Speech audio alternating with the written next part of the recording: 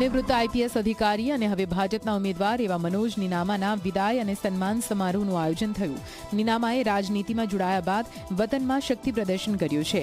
શામળાજીના જાબ ચિતરિયા ગામે ભવ્ય કાર્યક્રમનું આયોજન કરવામાં આવ્યું છે.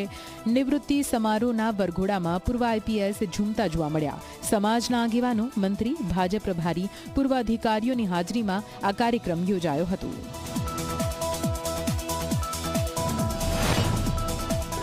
સમાજના એક સુપુત્ર તરીકે કેટલીક જવાબદારીઓ બને છે. તેમાં સામાજિક પણ હોઈ શકે, આર્થિક પણ હોઈ શકે, રાજકીય પણ હોઈ શકે અને કૌટુંબિક પારિવારિક પણ હોઈ શકે.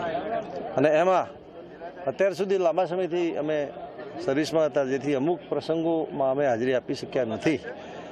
તેનો અમને ખેદ છે. પણ હવે પછી આખી બીજો અધ્યાય જ્યારે ચાલુ થાય છે ત્યારે સમાજ અને કુટુંબ સાથે રહી અને આ વિસ્તારમાં જેટલા પોઝિટિવ કાર્યો અમે કરી શકશું, સમાજમાં જેટલી પોઝિટિવિટી લાવી શકશું અને સમાજ સાથે રહી અને સમાજનું ઉત્થાન કેવી રીતે થાય એ માટેના પ્રયત્ન કરશું.